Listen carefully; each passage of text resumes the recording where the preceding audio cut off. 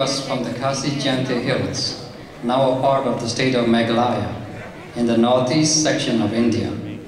It took place a century or so before the invasion of these beautiful hills by the British. Khasi, literally the Dark Queen, was a beautiful and intelligent woman who ruled over her kingdom with a rod of iron. She was as proud as she was beautiful.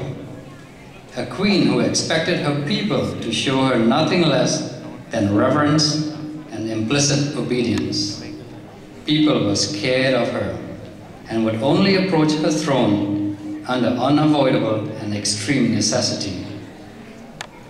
And so it happened that one day, a humble village woman, seller of fruit and nuts, was brought before the queen in her capital city of Nartya. She fell kneeling before the queen, trembling with fear, her basket filled with ripe lemons and oranges in her hands.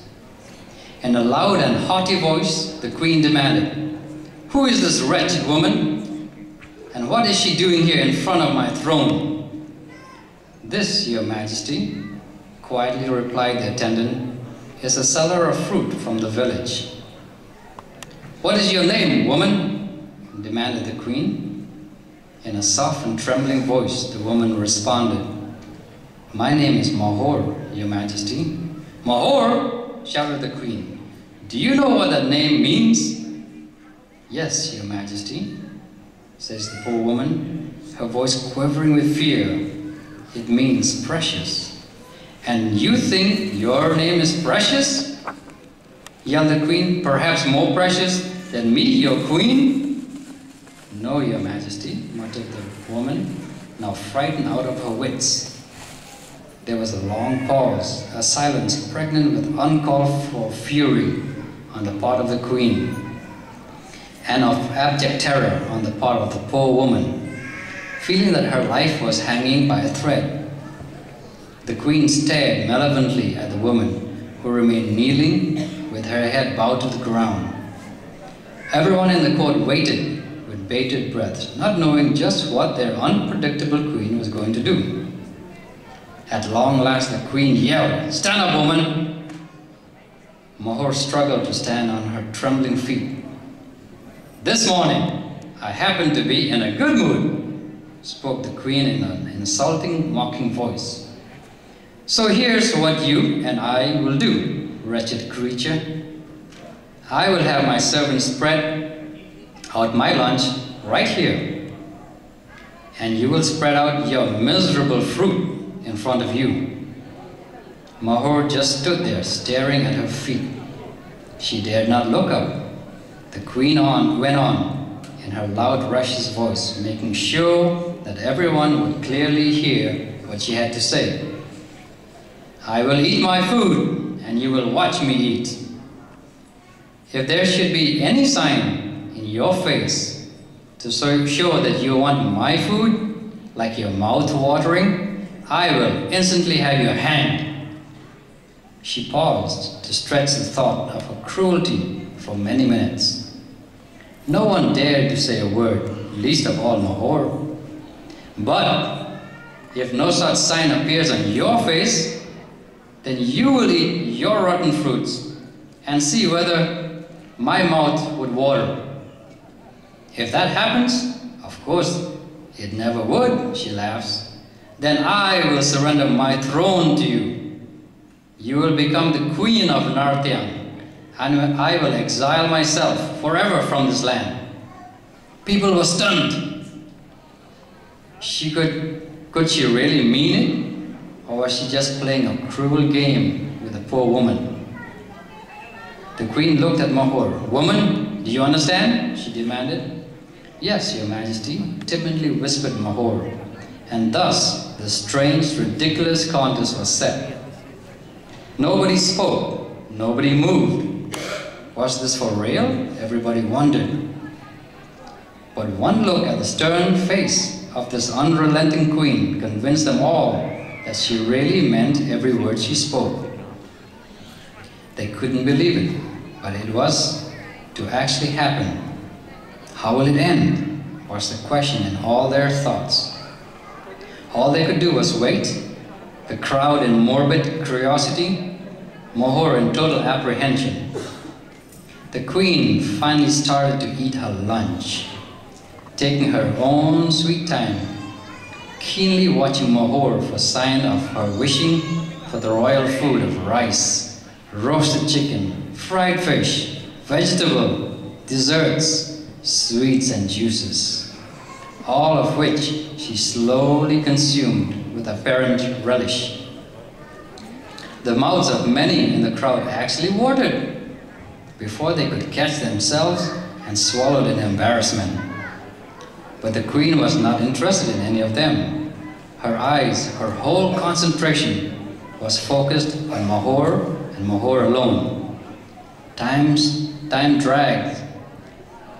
As she finished eating her full, she was dismayed to see that the poor woman remained humbly standing there, totally unaffected by the appetizing odor of the queen's food and delicacies.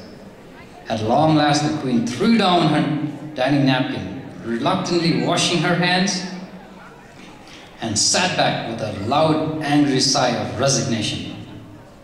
Glaring at Mohor, she snapped out, "Okay, you miserable wretch, now it's your turn. Go ahead and start eating your rotten fruit.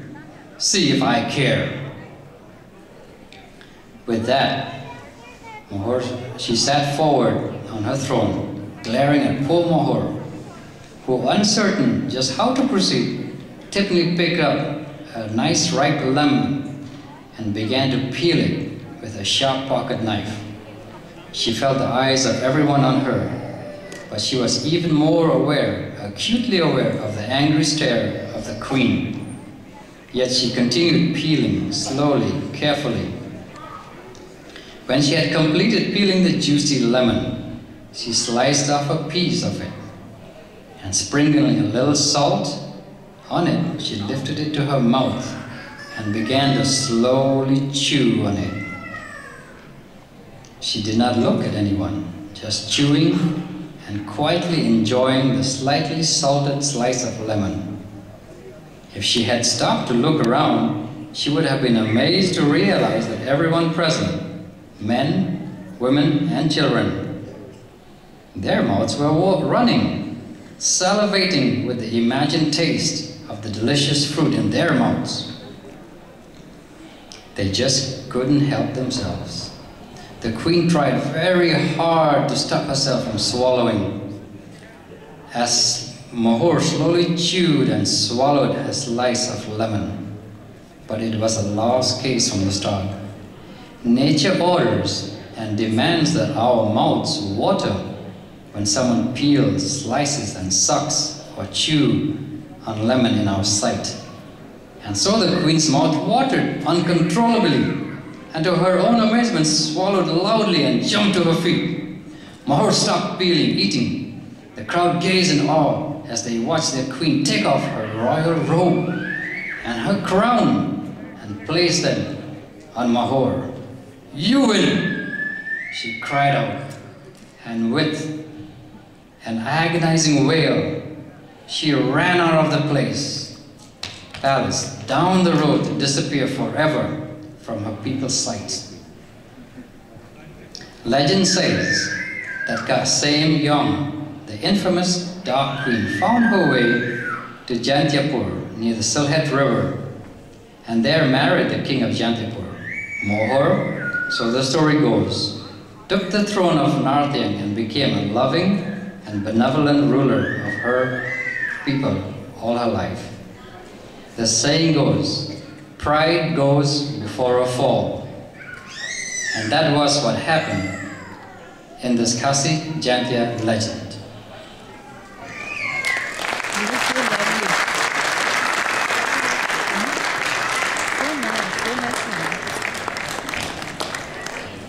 Thank you. That is one's daughter, no? After that, please give them a big hand. After the Meghalaya presentation, we are moving